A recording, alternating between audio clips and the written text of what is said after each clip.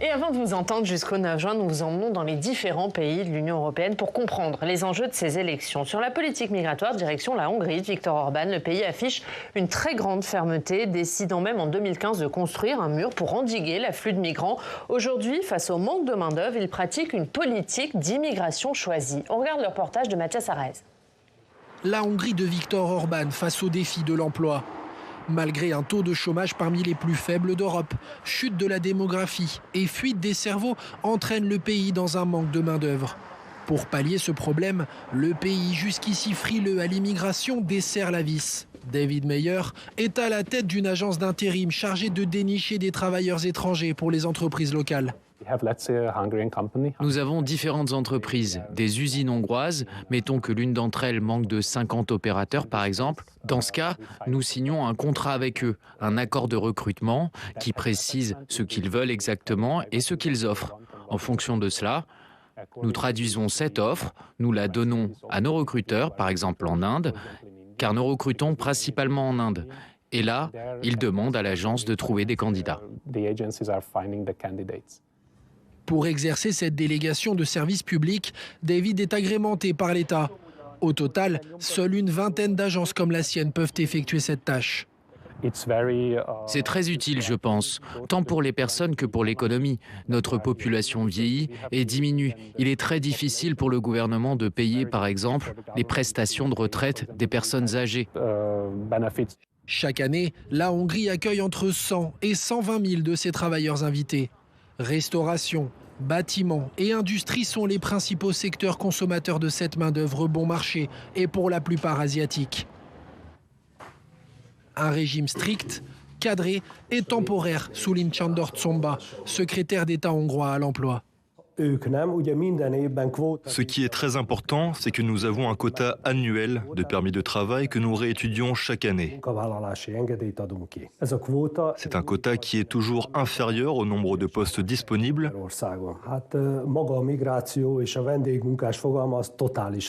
Pour le dire clairement et simplement, les travailleurs dont nous avons besoin pour répondre à une nécessité, c'est bienvenu. Mais ceux qui voudraient rentrer dans notre pays en forçant la porte, nous les repousserons. Un recours à l'immigration choisie qui n'est pas contradictoire avec les valeurs prônées par la majorité conservatrice de Viktor Orban. Il n'y a pas de changement puisque l'intérêt hongrois reste au cœur de notre politique. Notre but est que l'économie hongroise se porte le mieux possible. Et pour cela, il faut des emplois. Si tous les Hongrois occupaient des emplois et que nous ne devions pas avoir recours aux travailleurs invités, ce serait très bien aussi. Du côté des syndicats, dans un pays où le dialogue social est réduit à peau de chagrin, la nouvelle préoccupe. Le problème n'est pas qu'il s'agisse d'une main-d'œuvre sous-qualifiée, mais depuis 2015-2016, le gouvernement mène une campagne permanente contre l'immigration et contre les étrangers. Ils ont quand même mis sur des affiches géantes « Vous ne pouvez pas voler le travail des Hongrois ». Forcément, cela engendre des tensions dans la société. Le seul moyen de gérer cette problématique, c'est de monter un consensus équilibré avec la société. Avec l'un des taux d'imposition pour les entreprises les plus bas de l'Union européenne, la Hongrie fait figure d'Eldorado. Dans les prochains mois, BYD, le leader chinois des véhicules électriques, a prévu d'installer dans l'est du pays une méga factory, avec à la clé de nouveaux emplois qui appelleront encore plus d'immigration. Philippe Olivier, on voit l'exemple de la Hongrie de Viktor Orban, auprès duquel s'affichait encore Marine Le Pen il y a quelques jours. Viktor Orban qui prône la fermeté, mais devant la réalité économique et le manque de main-d'œuvre, il pratique une immigration choisie. Est-ce que c'est la preuve que l'immigration est nécessaire ? Pas du tout. On voit bien que d'ailleurs dans ce reportage qu'il s'agit de contrats de mission et que les gens n'ont pas vocation à repartir. Quand on parle d'immigration de main-d'œuvre en France et en Europe d'ailleurs avec le pacte d'immigration, il s'agit en réalité d'une immigration de peuplement déguisé puisque on fait venir des gens qui resteront et qui par le regroupement familial feront venir leur famille. Donc il y a une escroquerie démocratique à présenter ça comme une immigration choisie ou une immigration de travail alors que c'est une immigration de peuplement. Fabienne Keller. Alors la Hongrie est connue pour ne pas être accueillante aux migrants. Elle est un cas très isolé en Europe. Elle ne respecte pas non plus des principes fondamentaux. La justice n'est pas indépendante. La presse n'est plus du tout libre. Elle est très contrôlée. Donc les migrants sont une cible du gouvernement de Viktor Orban, comme d'ailleurs les homosexuels, comme les juifs. J'ai pu y aller à plusieurs reprises et constater la propagande officielle. À cet égard, la politique d'immigration qu'il affiche se veut conforme à ses principes, mais il est bien obligé d'accueillir des migrants comme Madame Meloni, d'extrême droite en Italie, qui dit j'ai besoin de 400 000 migrants parce que j'ai une démographie qui baisse et j'ai des postes de travail à remplir. Donc, il y a cet enjeu de faire face à cette réalité démographique qui est très forte, la baisse démographique est très très forte en Hongrie et en Italie, et aussi mieux contrôler à l'entrée la migration, tout en respectant les principes fondamentaux qui sont ceux au cœur du projet européen, des principes humanistes, de respecter les personnes et de donner accès à la protection pour ceux qui fuient la persécution parce qu'il y a une guerre ou parce que c'est pour des raisons personnelles, parce qu'ils sont d'une race différente, d'une religion qui est persécutée ou d'une orientation sexuelle ou tout autre motif qui justifie qu'on les accueille et qu'on les protège conformément à la Convention de Genève. C'est ça l'équilibre européen, mieux contrôler, et ça c'est dans le pacte, la migration irrégulière, enregistrer les personnes à l'entrée. Absolument. Ça, nous ne le faisons pas pour l'instant. C'est ce que le pacte propose, mais aussi leur assurer l'accueil, ce que la Hongrie ne fait pas du tout. Ouais. Il y a 27 demandes d'asile l'année dernière en Hongrie. Je pense que c'est une erreur statistique, puisqu'en fait, ils n'appliquent pas du tout la Convention de Genève. On va parler du pacte dans quelques instants, mais est-ce que l'Union européenne, aujourd'hui, a besoin d'une main-d'œuvre extra-européenne, Philippe Ollivier ? Écoutez, si l'immigration était la solution à notre problème de main-d'œuvre, et notamment dans les métiers en tension, avec toute l'immigration qu'on a reçue depuis 10 ans, le problème des métiers en tension serait résolu. Il n'est pas résolu. Ça veut dire bien que l'immigration n'est pas la solution. J'ajoute que, et ça n'aura pas échappé à Mme Keller, nous sommes dans un pays où on connaît du chômage de masse et où les immigrés déjà présents ont 2 fois plus de taux d'inactivité que les Français. Donc mettons déjà les personnes au travail avant de faire venir d'autres personnes qui vont peser sur les comptes sociaux et poser un certain nombre de questions, de problèmes supplémentaires. Les Français ne veulent plus d'immigration.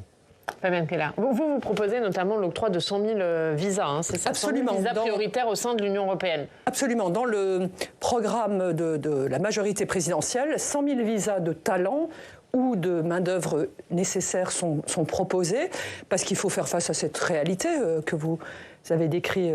Bon, la situation est plus tendue en Hongrie, mais elle existe en France aussi, un besoin de compétences. Et par ailleurs, dans le pacte Asile-Migration est prévu une planification de la politique européenne de migration à partir de stratégies nationales, d'une part, et d'autre part, nous allons poursuivre la discussion sur un cadre, une directive européenne dans le domaine de la migration légale, puisque pour l'instant, ces visas de travail ne sont octroyés qu'au niveau national, alors qu'au bout de quelques années, on le sait, ce sont des travailleurs en fait qui peuvent bouger en Europe. Donc c'est la question de la coordination, de la cohérence, à l'image de la zone Schengen dans les politiques de migration légale. Donc ça, c'est un élément qui nous reste en travail devant nous, comme d'ailleurs nous devons engager la négociation d'accords plus complets avec les États d'origine, intégrant cette migration légale et aussi d'autres aspects de développement ou d'économie. On va y venir. Octroyer des visas prioritaires pour les métiers en tension, c'est pas une bonne solution pour vous? Mais derrière la logorée de Mme Keller, et on ne comprend plus rien, il y a en fait une position immigrationniste qui est d'ailleurs exprimée par Mme Ylva Johansson, qui dit il faut plus de migrants car l'Europe vieillit. Et en fait, le pacte d'immigration, c'est un pacte de submersion. Madame Johansson, parce que en matière d'immigration, avec les européistes, on est dans une histoire quasi religieuse, vient même nous dire sans les migrants, l'Europe ne pourrait pas se nourrir. On est dans ce type de raisonnement. Moi, je crois qu'on est en train de crouler sous l'immigration, qu'il faut arrêter. Il y a des quartiers entiers qui deviennent des zones étrangères. Les Français ne veulent plus d'immigration. On va parler de ce pacte, puisque c'est évidemment un sujet de débat entre vous. Vous l'avez voté et défendu, Fabienne Keller, vous vous y opposez, vous, Philippe Ollivier.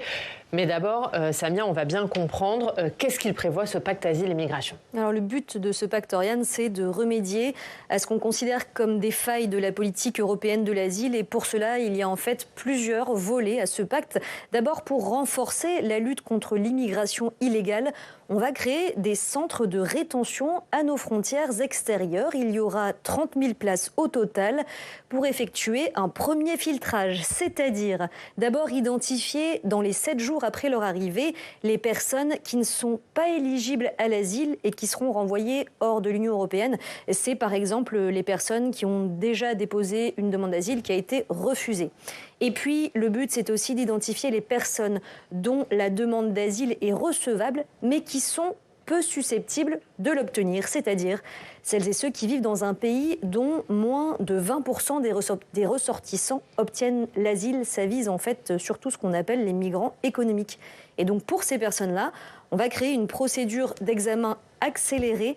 Leur demande devrait être traitée en 12 semaines maximum. Voilà pour ce qui est du volet accélération du traitement des demandes d'asile et des reconduites à la frontière. Ce pacte, il prévoit aussi un mécanisme de solidarité entre États dans la prise en charge des demandeurs d'asile. Oui, parce qu'on le sait aujourd'hui, l'essentiel des demandes d'asile, elles pèsent sur les pays d'arrivée, c'est-à-dire l'Italie, la Grèce, l'Espagne et puis Malte. Alors pourquoi ? Eh bien parce que le règlement de Dublin, qui est toujours en application, prévoit que la demande d'asile doit être traitée dans le premier pays européens traversés. Et donc, pour soulager ces pays d'arrivée, le pacte asile et migration prévoit qu'en cas de pression migratoire, la Commission européenne pourra déclencher un mécanisme de solidarité pour une répartition plus équitable entre les 27 pays de l'Union. Les autres États membres de l'Union devront donc soit accueillir une partie des demandeurs d'asile sur leur territoire, soit, s'ils ne veulent pas le faire, verser une compensation financière, 20 000 € pour chaque demandeur d'asile qu'ils refusent d'accueillir. Alors comment va se faire la répartition entre les différents pays ?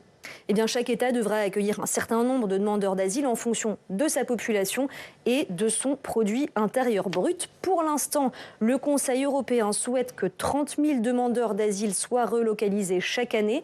La France devrait en accueillir 4 000, c'est en tout cas le chiffre qui circule aujourd'hui. On sait déjà que certains pays, comme la Hongrie, qu'on voyait tout à l'heure dans le reportage de Mathias Arez, la Hongrie ne voudra pas prendre en charge ces demandeurs d'asile et choisira de payer. Merci Samia pour ces explications. Fabienne Keller, vous l'avez porté, vous l'avez défendu, vous l'avez voté. Ce pacte, en quoi est-il bon pour la France et pour l'Union européenne ?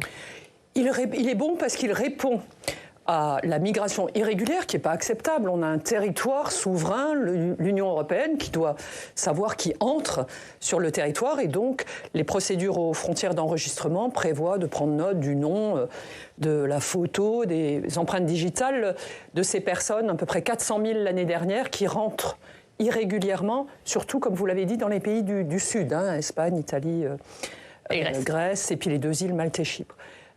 Par ailleurs, ce pacte prévoit donc une différenciation des procédures avec l'idée que si les gens ont peu de chances d'avoir l'asile, au lieu de traîner longtemps, comme c'est malheureusement le cas aujourd'hui dans des procédures, on leur dit assez vite qu'ils ne peuvent pas entrer ainsi dans l'Union européenne, notamment si leur souhait est de travailler, mais qu'ils doivent retourner chez eux et solliciter plutôt un visa de travail s'ils entrent dans les objectifs de ces accords qu'il nous faudra signer avec les pays d'origine. Il faut qu'on rentre dans une contractualisation.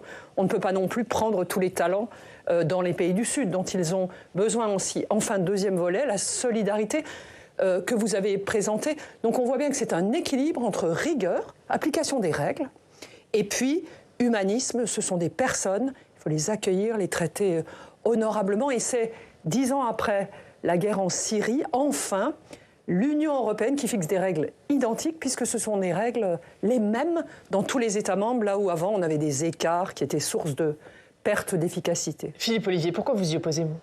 Alors, d'abord, moi, je remarque que Mme Keller est une immigrationniste, mais une immigrationniste honteuse. Ils ne veulent pas dire qu'en fait, c'est un projet de submersion. La réalité, c'est quoi ? C'est d'abord qu'il y a un problème de principe. Traditionnellement, habituellement, la compétence migratoire était de la responsabilité des États. Là, elle est transférée à la Commission. Donc, ce ne sont pas nos intérêts qui vont être défendus. Ça, c'est le premier point. Le deuxième point, il y a 2 images que l'Union européenne, parce qu'ils sont évidemment pour l'immigration, mais il y a 2 images qu'ils essayent de supprimer. C'est 1, les morts sur les plages, ce qui est des images terrifiantes, et 2, les tentes quechua dans les villes. Et donc, pour remédier au premier problème, eh bien, on sécurise les cheminements, ça veut dire qu'on crée un pont maritime entre l'Afrique et l'Europe. Et pour remédier au deuxième problème, on crée des obligations d'accueil avec des sanctions financières. Et quand je dis accueil, c'est emploi, logement, soins, éducation, etc. pour les migrants, alors même que nos pays sont ruinés. Donc tout cela est une très mauvaise affaire pour la France. Fabienne Keller, c'est un projet de submersion ? Évidemment, pas du tout. Alors, c'est le vocabulaire que tous les représentants du Rassemblement national répètent émission après émission. Voilà, c'est totalement faux. D'ailleurs, je ne connais même pas vos collègues membres de la commission compétente, puisqu'ils ne viennent jamais. Et la seule chose qu'a fait le Rassemblement national au Parlement, c'est de voter des motions de rejet du texte. Alors, ce qui est important, c'est qu'on a la zone Schengen, d'ailleurs, dont on a modernisé par un nouveau texte sur le code Schengen, une remise à jour, qui nous permet la libre circulation. Et l'asile et la migration, jusque-là, c'était géré sur des bases nationales. Ce qui crée des incohérences, d'où le règlement de Dublin, qui est censé faire la passerelle, mais qui fonctionnait extrêmement mal. Moi, j'ai passé la première année au Parlement à l'évaluer, un règlement qui ne fonctionnait pas. Là, on applique des règles... C'est notamment que c'est le premier pays d'accueil qui doit gérer la demande Voilà, d'accueil. Et ça, c'était trop lourd. Donc, en fait, ils n'enregistraient pas. Parce que s'ils enregistraient, alors ils avaient cette charge qui était trop grande pour l'Italie, pour l'Espagne, alors que ce sont des pays aussi où c'est pas là qu'il y a le marché du travail le plus important, puisque leur taux de chômage est plus élevé que dans le nord de l'Europe. Donc les personnes avaient tendance à transiter. Ça ne fonctionnait pas, on le savait. Beaucoup d'énergie pour rien, beaucoup de tensions aux frontières intérieures. Or, on vit ensemble, donc important de fixer des règles communes et d'engager une coopération respectueuse, préservant la capacité, par exemple, des États membres à prendre un certain nombre de décisions sur la migration légale, par exemple, mais assurant une bonne coordination. C'est le passage à l'échelle européenne pour être plus fort à nos frontières extérieures, avec une formidable agence qui est l'agence d'asile, qui épaule les États membres dans la construction de leurs forces de sécurité, de leurs compétences, et puis Frontex, dont nous proposons aussi la montée en puissance, de manière à ce que les retours puissent continuer à être assurés par cette agence qui le fait avec efficacité. Philippe Ollivier, qui lève les yeux au ciel. Oui, quel tunnel, en fait, on nous submerge de mots. La vérité, c'est que Schengen pose le principe de la libre circulation. Alors, libre circulation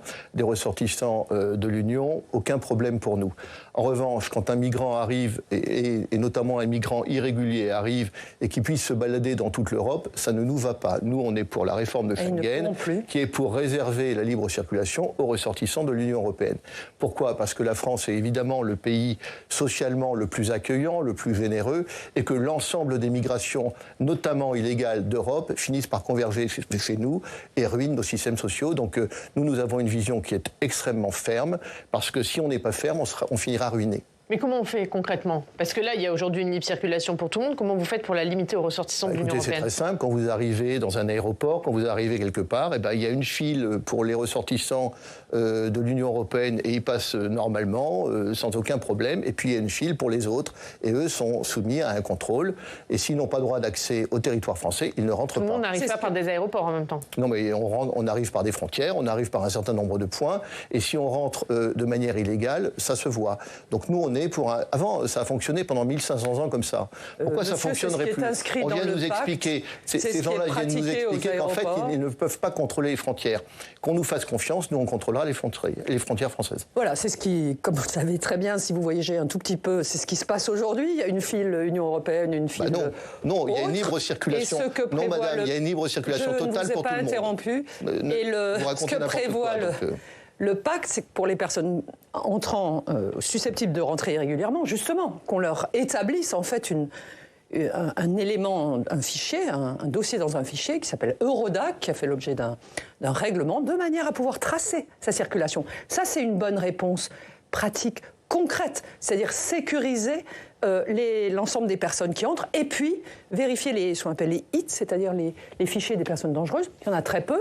Mais c'est quand même bien de les savoir pour pouvoir, eux, tout de suite les reconduire.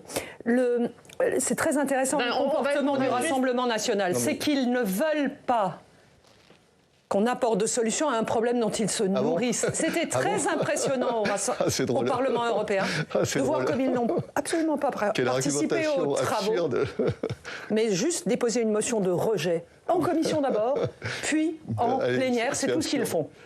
Philippe Ollivier. Que dire? Enfin, tout ça est vraiment absurde. La vérité, c'est que puisqu'on parle de Rodac, il s'agit en fait d'un fichier déclaratif. Et donc, comme vous avez des migrants qui jettent leurs papiers et qui viennent raconter n'importe quoi, et qu'ils viennent raconter, par exemple, qu'ils sont mineurs, et à partir du moment où ils sont mineurs, non seulement on ne peut pas leur interdire de rentrer, on ne peut pas les retenir, mais on est obligé de les laisser dans la nature, eh bien, ils sont tous mineurs. Et vous avez vous avez des mineurs de 45 ans qui errent, et il n'est pas possible de remettre en cause leur non-minorité, puisqu'il est interdit de faire des contrôles osseux.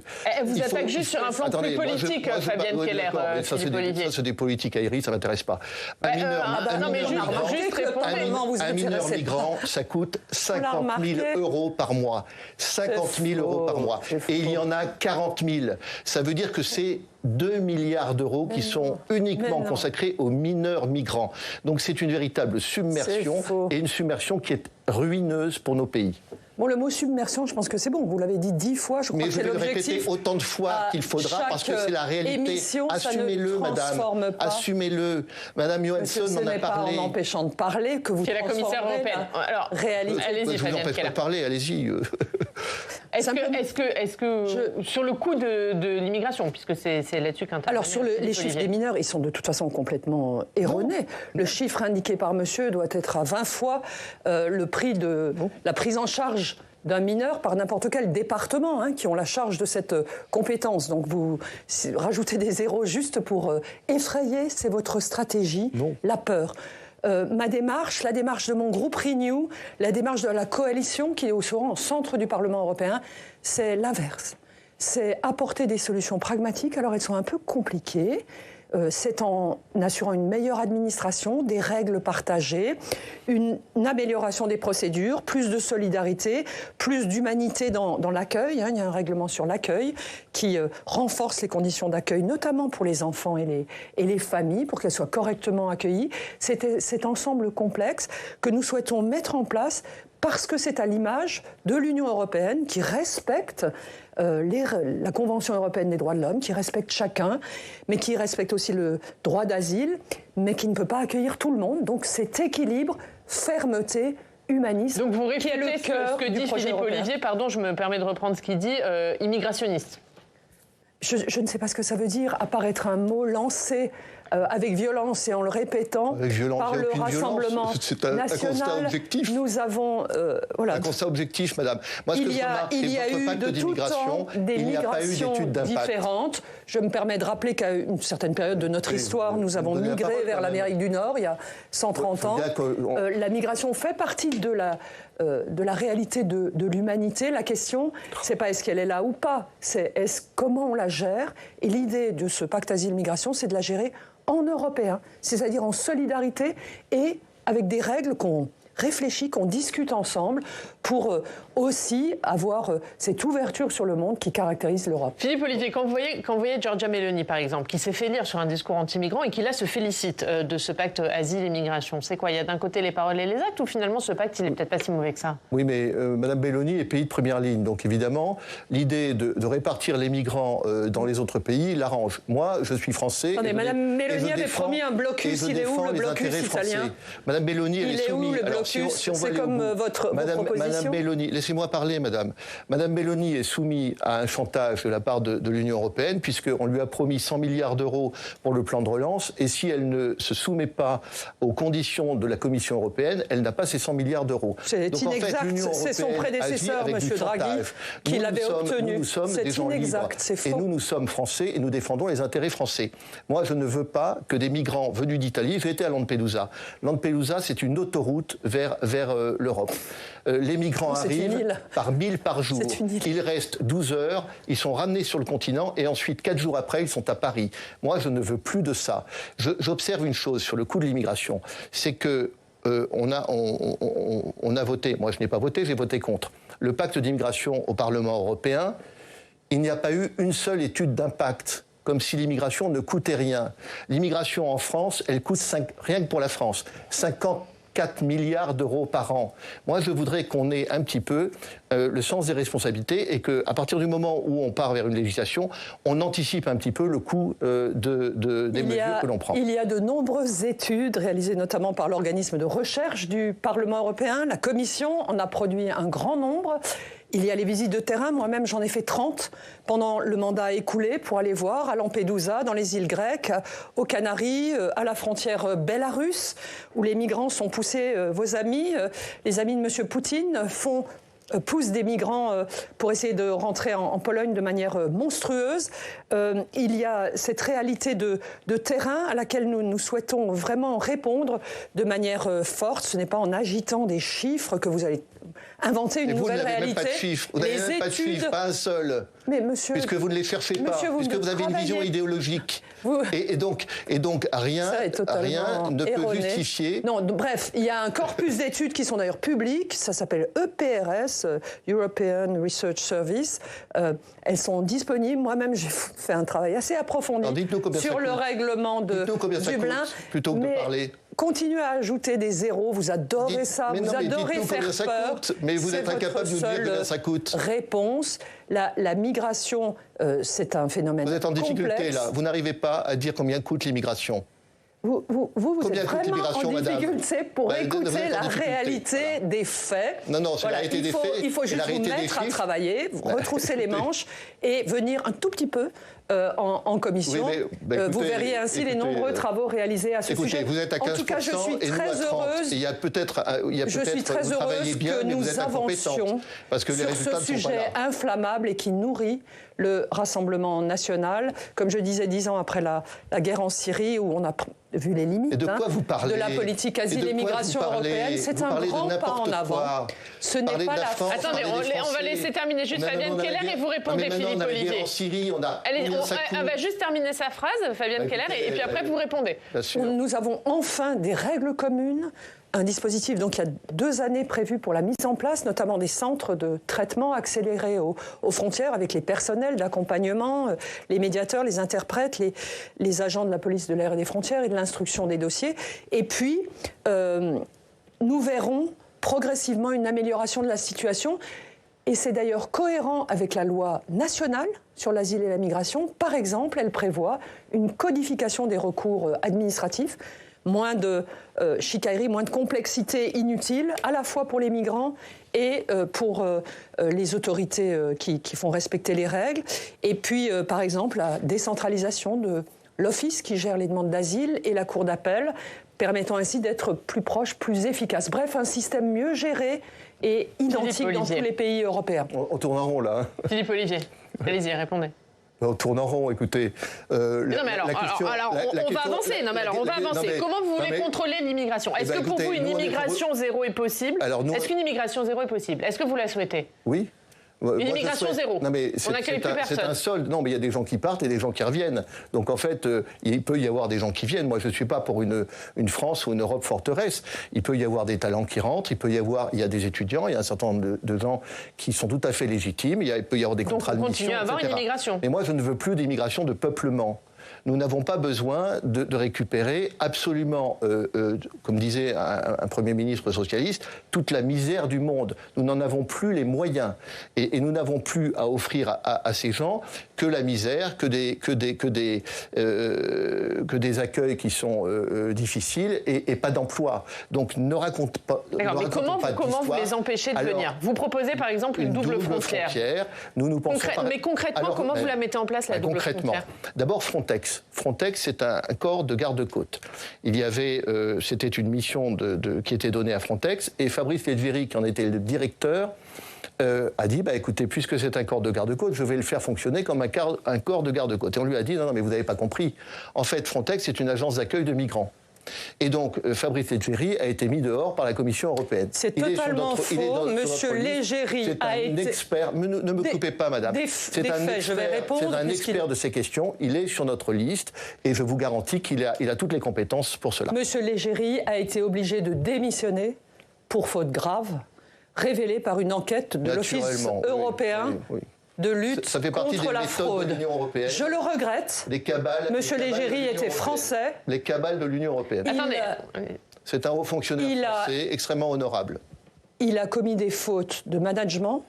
Il a refusé d'appliquer la mission de Frontex, qui est définie par son conseil d'administration. Il a refusé de recruter des officiers des droits fondamentaux pour contrôler les opérations. C'est comme si on avait une police sans inspection générale de la police. Il a refusé de la mettre en place. Ces fautes graves ont été analysées par l'OLAF, l'Office de lutte contre la fraude, et il a lui-même, du coup, démissionné. Je regrette la transformation de la réalité que vous appliquez. C'est évidemment essentiel d'avoir des institutions européennes au service du mandat qui a été démocratiquement voté. Et il nous reste 30 C'est le cas secondes. du mandat de Frontex. Simplement pour dire qu'il y a eu sur cette affaire de Légéry une commission où nos élus ont été. Et il y avait l'OLAF qui était présente pour accabler M. Légéry. Nos élus parlementaires européens ont demandé le rapport de l'OLAF. Ils n'ont pas pu l'avoir. Ils ont été interdits d'avoir ce rapport. Le lendemain, des associations immigrationnistes portaient plainte contre M. Légéry avec ce rapport. Ce sont les méthodes de l'Union européenne. C'est pas très glorieux. Allez, un dernier mot, il nous reste 10 secondes. On renforce ou pas Frontex ? Bien sûr, si c'est un corps de garde-côte. Si c'est une agence d'accueil de migrants, non, pas un centime.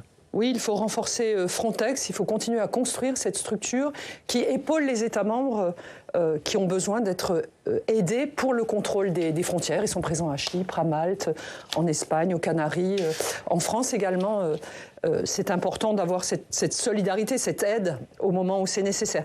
Voilà, ce sujet de l'asile et de la migration est essentiel en Europe, puisqu'ils mettent en tension les États membres. Et vraiment, je me réjouis. Je voudrais dire que c'est la belle Europe qui a pu faire un grand pas en avant en adoptant ces règles partagées. Merci à tous les deux. Merci pour ce débat. Si vous voulez bien rester avec nous, on va regarder ce qu'il y a à la une de la presse régionale.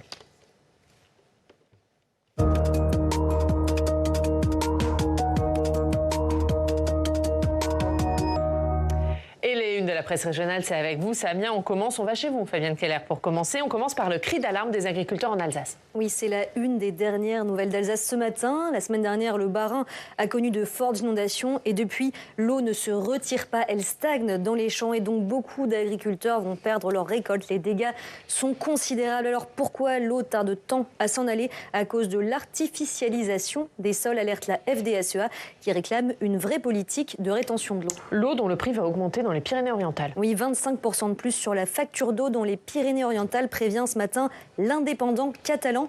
Une augmentation qui doit servir à financer le plan sécheresse annoncé hier sur place par Christophe Béchu.